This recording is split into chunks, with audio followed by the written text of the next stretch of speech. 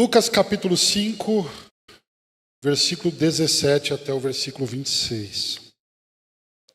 Esse texto diz o seguinte: Um dia, enquanto ele estava ensinando, encontravam-se fariseus e doutores da lei sentados ao redor, que tinham vindo de todos os povoados da Galiléia e da Judéia e de Jerusalém. E o poder do Senhor estava com ele para curar. Então alguns homens, trazendo um paralítico em uma maca, tentaram levá-lo para dentro e colocá-lo diante de Jesus.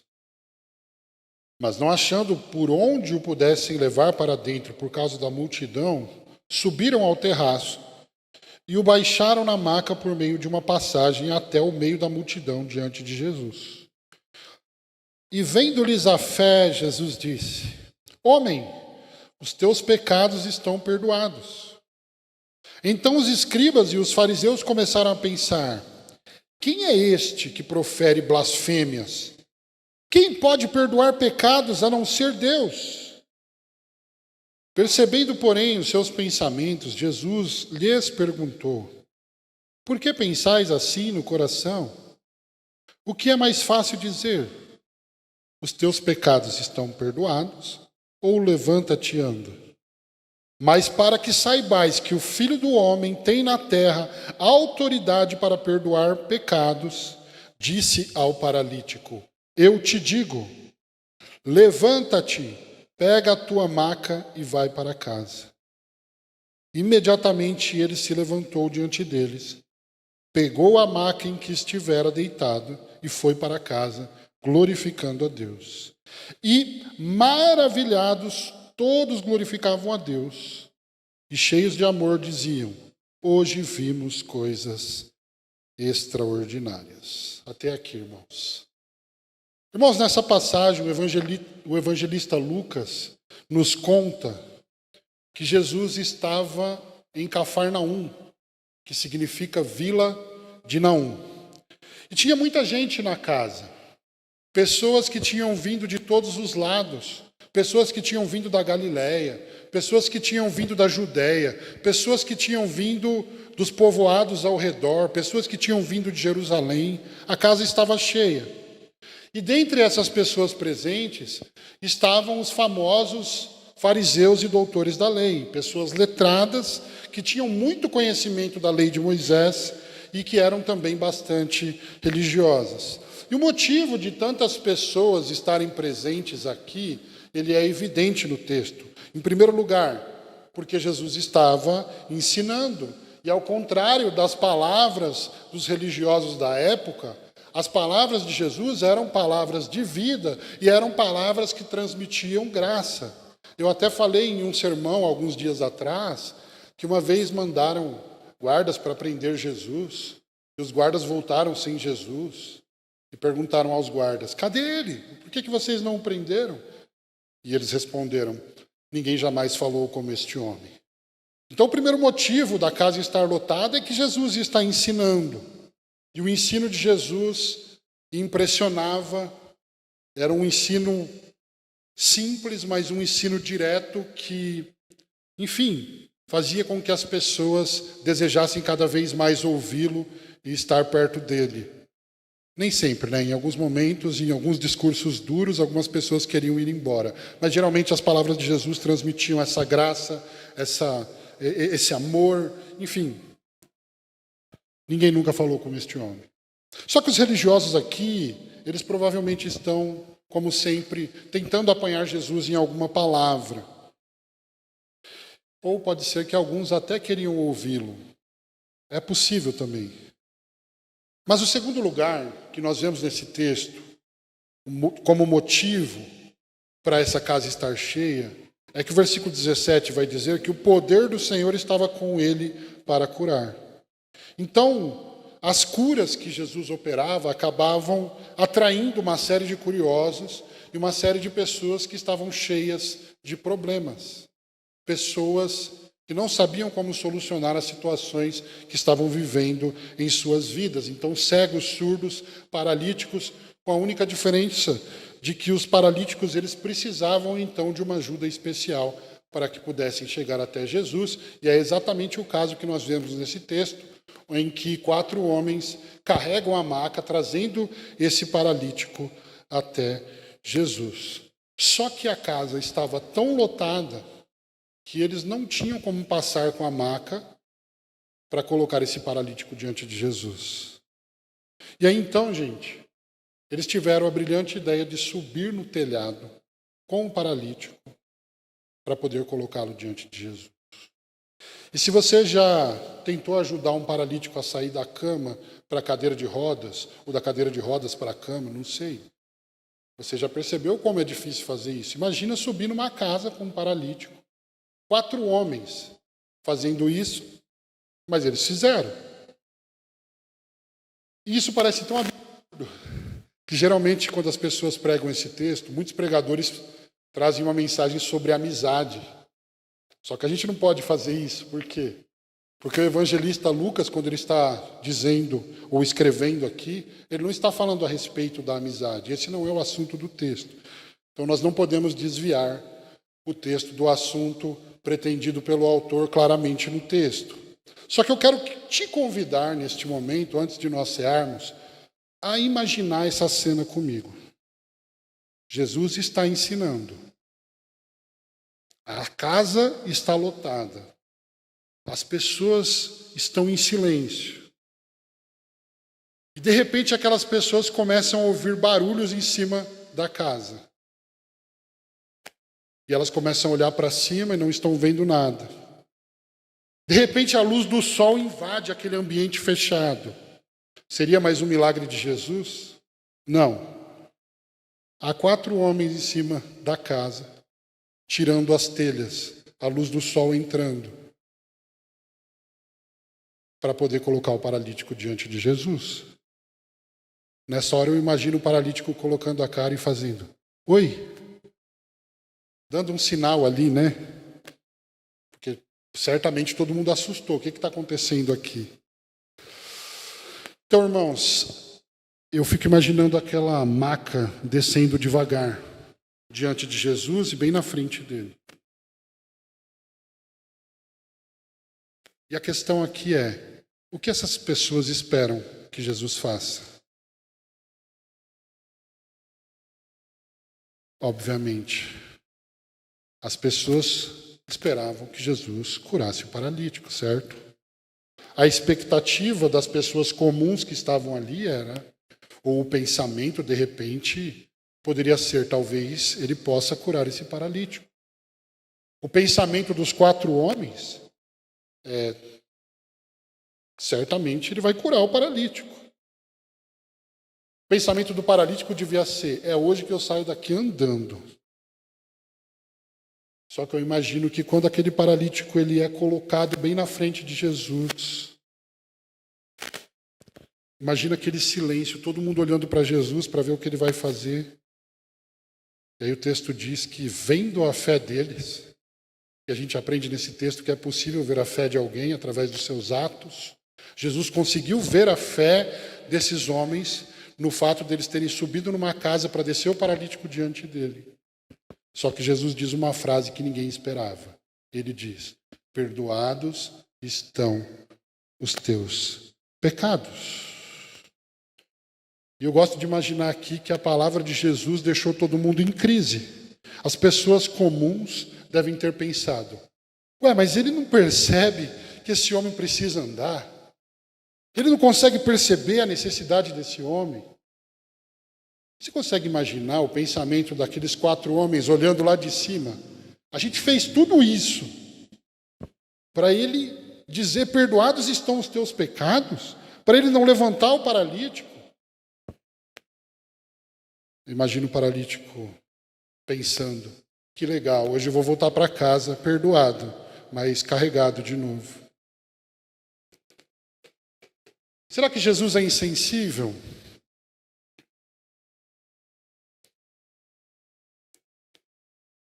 Irmãos, geralmente quando a gente pensa na febre como uma enfermidade, nós não paramos para pensar que a febre é mais do que uma enfermidade.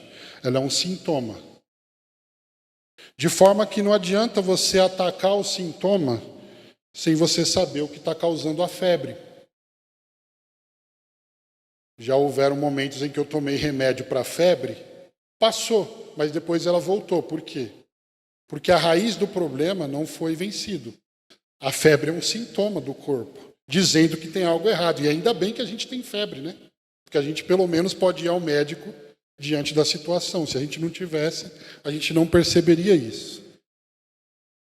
A questão nessa situação é que todo o mal que existe no mundo existe por causa do pecado que entrou no mundo através de Adão. E sendo nós todos filhos de Adão, e sabendo nós que, conforme diz o Evangelho, todos pecaram e que todos nascem escravos do pecado, então nós podemos entender essa situação da seguinte forma. Se Jesus simplesmente curasse o paralítico e o enviasse para casa de volta, ele sim eliminaria um mal que existe por causa do pecado humano. Mas aquele homem permaneceria na condição de uma pessoa espiritualmente morta. O homem iria embora andando, mas ainda morto em seus delitos e pecados. Então, irmãos, nessa situação, ao invés de eliminar o sintoma do pecado original, Jesus começa o tratamento nas raízes que trouxe esse mal ou qualquer mal que exista sobre o mundo. E a raiz do problema é o pecado. É por isso que Jesus diz: perdoados estão os teus pecados.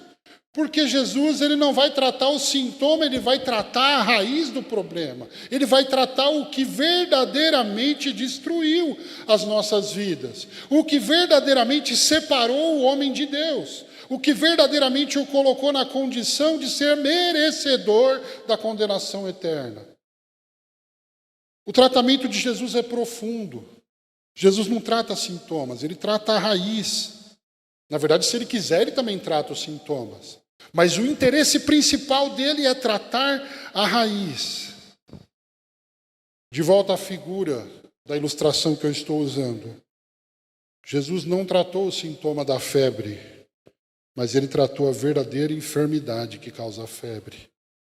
O maior problema do homem não é qualquer dos problemas que o pecado tenha trazido para este mundo em que nós vivemos, mas é o próprio pecado que nos faz merecedores da morte eterna, que nos faz merecedores da condenação, que nos faz merecedores do inferno e que nos faz merecedores, sim, da ira de Deus. Talvez você tenha entrado aqui hoje pensando que o seu maior problema são os boletos que você tem que pagar amanhã. Talvez você tenha entrado aqui hoje pensando que o seu maior problema é a enfermidade que você está. É o desemprego pelo qual você está passando. São as dores que um familiar teu tem tido e você não consegue fazer nada diante da situação em que ele está. Que tipo de problema ocupa a sua mente hoje? Quais problemas, quando você entrou aqui, você teve que deixar lá fora para entrar aqui e prestar culto ao Senhor? Ou talvez quais problemas você trouxe aqui para dentro, você nem conseguiu dissociar seu pensamento deles ainda, de tão graves que eles são, ou do tanto que eles têm te preocupado. Talvez a gente pense que o nosso maior problema seja a depressão. Talvez a gente pense que o nosso maior problema seja a ansiedade. Talvez a gente pense que o nosso maior problema seja a tristeza, seja o vício em drogas, seja o preço do gás, seja a política do nosso país. Não. Todas essas coisas são sim problemas, mas elas são sintomas de um problema maior.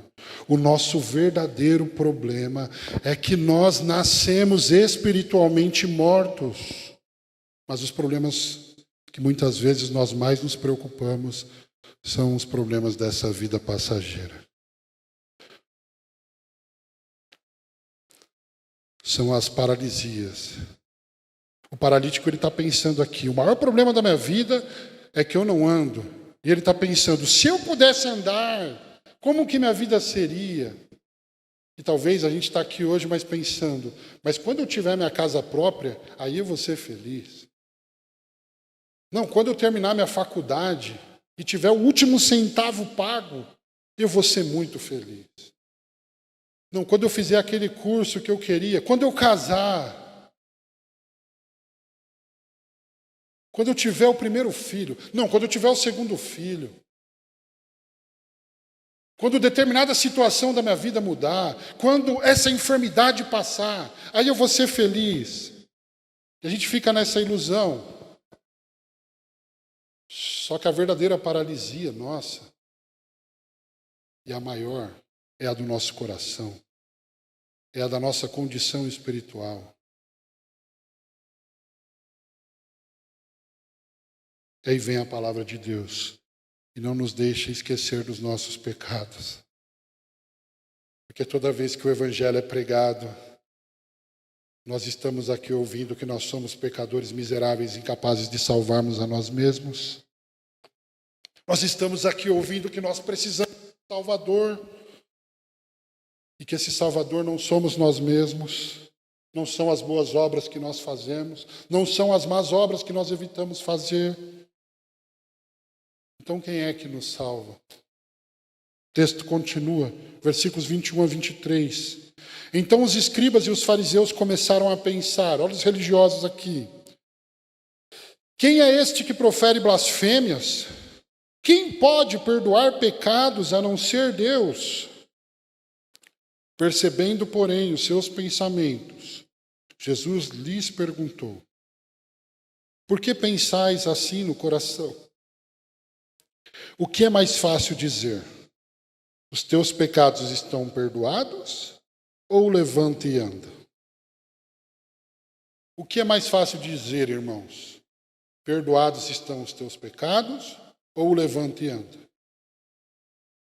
Quem acha que é perdoados estão os teus pecados? Quem acha que é levanta e anda? Gente, obrigado pelos votos de vocês. Nenhuma mão levantada. Obrigado, gente, pela participação. Quem acha que é mais fácil dizer, perdoados estão os teus pecados? Quem acha que é mais fácil dizer, levanta e anda?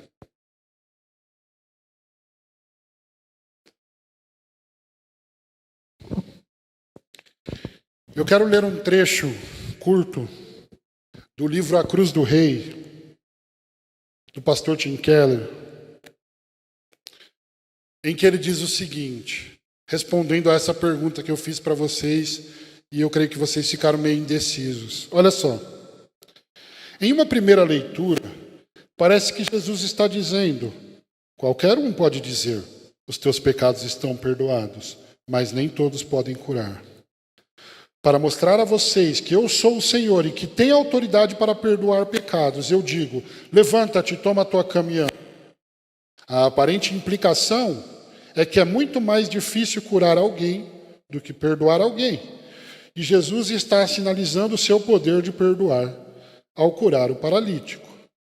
Mas o fato é que essa pergunta é tão profundamente intrigante por ter mais de uma resposta. Jesus também está dizendo, meus amigos, será infinitamente mais difícil perdoar os pecados do que podem imaginar.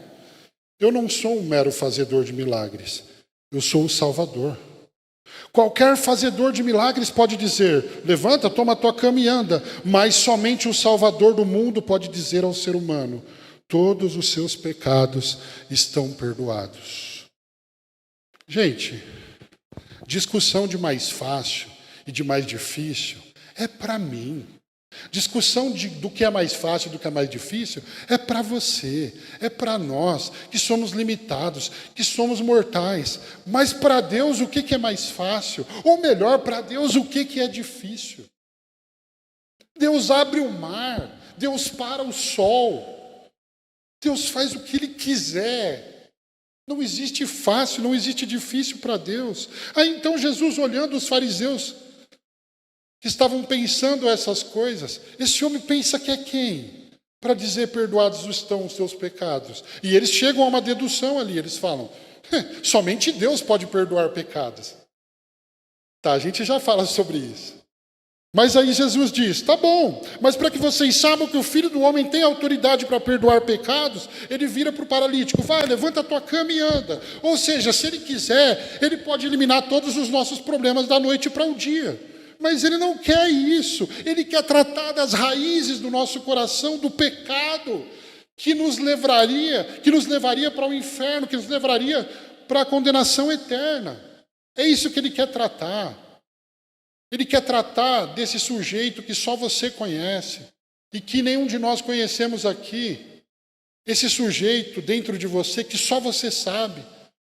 Das piores coisas que ele é capaz de fazer, das piores coisas que ele já fez, das piores coisas que ele já imaginou fazer. Esse sujeito que você consegue esconder atrás de uma capa de religiosidade, levantando as mãos, enfim, tendo atos públicos de adoração, suposta adoração. Nós somos capazes de esconder a nossa pecaminosidade atrás de atos públicos diante dos homens, mas em nenhum momento nós somos capazes de esconder sequer 1 milímetro da nossa vida ou alguma coisa da nossa vida de Deus. Os olhos do Senhor estão em todo lugar. Ele sabe quem nós somos quando nós estamos sozinhos. Ele sabe quem nós somos quando nós estamos no quarto. Ele sabe quem nós somos quando nós estamos na empresa. Ele sabe quem nós somos nos nossos grupos de WhatsApp. Ele sabe quem nós somos quando nós estamos acessando a internet. Ele sabe quem nós somos, onde nós estamos o tempo todo. E não adianta tentar fugir. Lê lá o Salmo 139 depois. Se eu for para um lado, se eu for para o outro, se eu for para cima, se eu for para o mar.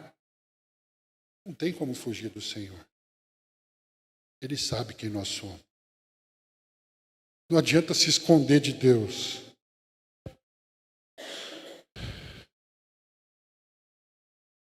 Quem pode perdoar pecados senão Deus? Jesus fala para você, eu vou dar uma prova então para vocês aí.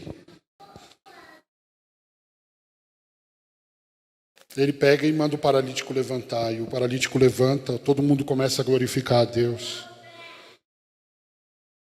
Quando João Batista teve dúvida se Jesus era de fato o Messias esperado, João Batista apontou para o cordeiro, mas depois que ele foi preso, ele falou, será que eu apontei o cordeiro errado?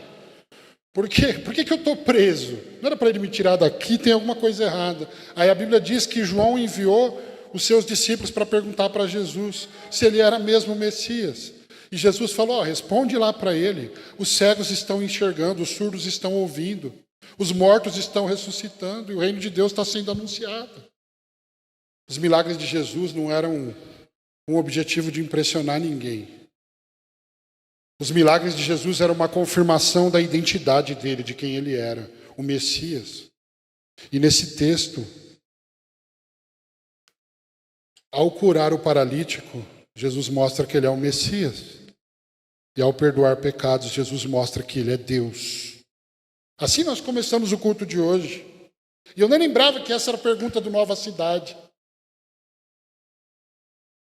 Quem pode perdoar pecados senão Deus? O André mencionou esse texto aqui no começo. E é esse texto. O que Jesus está dizendo aqui? Então, é isso mesmo. Quem pode perdoar pecados senão Deus? Ninguém. É Deus quem perdoa pecados. Então o que Jesus está dizendo através de tudo isso aqui? Eis-me aqui.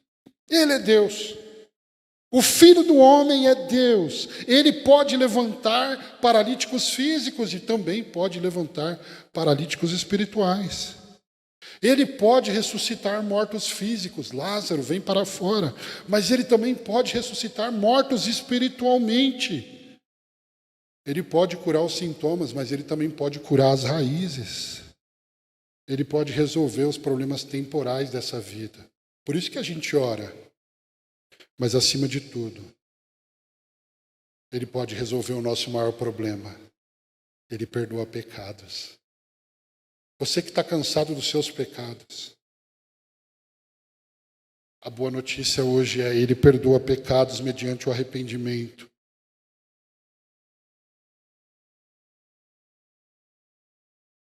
E eu quero encerrar fazendo uma pergunta.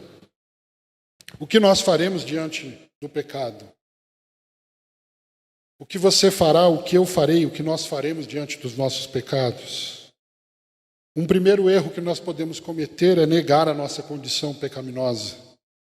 Mas 1 João 8 vai nos dizer uma consequência disso.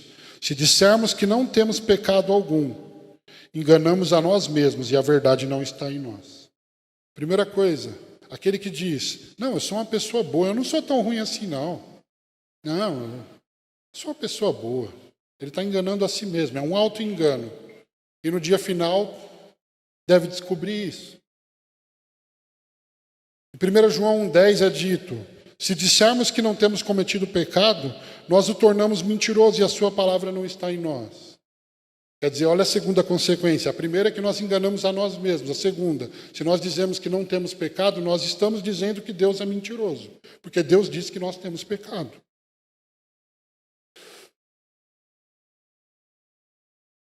E aí a gente vai tentar fugir para um outro lado e cometer um segundo erro.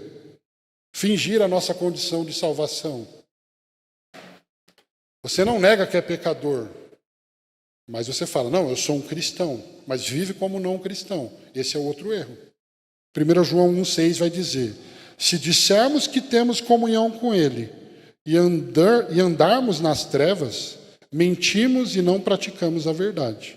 Então aqui tem dois erros. O primeiro é negar a condição pecaminosa. O segundo é fingir que nós somos o que nós não somos. No dia final, Jesus vai olhar e vai falar, nem te conheço, nunca te vi. Ah, mas o pessoal lá da igreja me conhece. Eu falei, não sei quem é você. Mas eu quero encerrar com a outra colocação de João, que é aquela na qual nós devemos nos apegar neste momento. 1 João 1,9 diz, não negar, não fingir, mas olha só, se confessarmos os nossos pecados, Ele é fiel e justo para nos perdoar os pecados e nos purificar de toda injustiça. E essa é a boa notícia. E para todo aquele que se arrepende dos seus pecados e confia não em si mesmo, mas na obra de Cristo, ele é liberto dos seus pecados. Ele recebe um novo estado, ele é transformado, ele é aceito, ele é adotado, ele é regenerado, ele é santificado, até o dia em que será glorificado e reinará com ele eternamente, não por causa dos próprios méritos, mas pelo que Cristo fez. Então o que nós precisamos fazer hoje? Nos arrepender. A mensagem do Evangelho, arrependei-vos e crede no Evangelho. E talvez você esteja pensando, mas não faria mais sentido dizer fiel e misericordioso e não fiel e justo?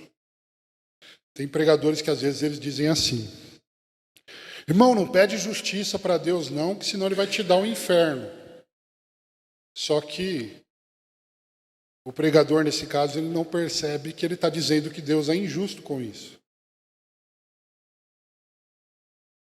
Que ao nos perdoar, Deus é injusto. E na verdade não. Porque Deus não... A nossa absolvição não é um caso de impunidade, porque alguém pagou o preço no nosso lugar. E essa é a questão. Por que não fiel e misericordioso? Se confessarmos os nossos pecados, ele é fiel e misericordioso, não ia ficar melhor? Não parece que fica melhor? Mas aqui está escrito fiel e justo.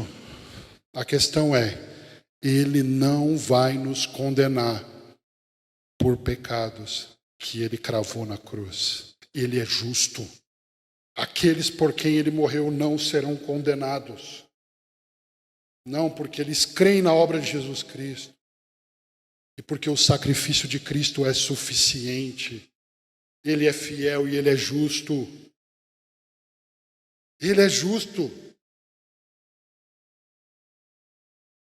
Ele não vai condenar você pelo pecado pelo qual ele pagou o preço. O pecado que ele cravou na cruz.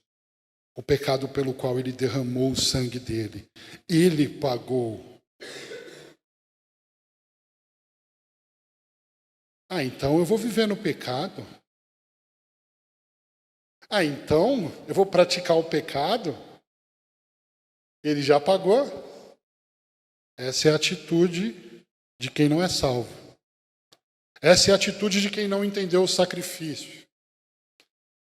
Mas a atitude correta, ou a atitude que o Espírito vai produzir no salvo em Cristo Jesus, é aquela expressa na música da banda Edificante, que diz assim: como eu amarei o meu pecado, se ele levou para a cruz aquele que mais me amou, eu não vou amar o pecado.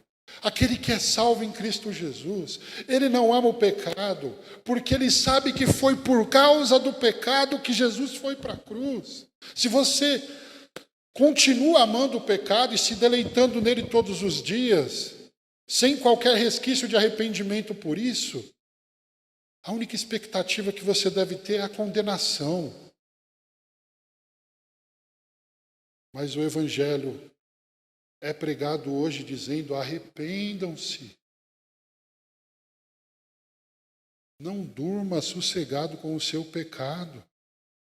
O Spurgeon disse, príncipe dos pregadores, ele dizia que viver em paz com o seu pecado é dormir a caminho do inferno.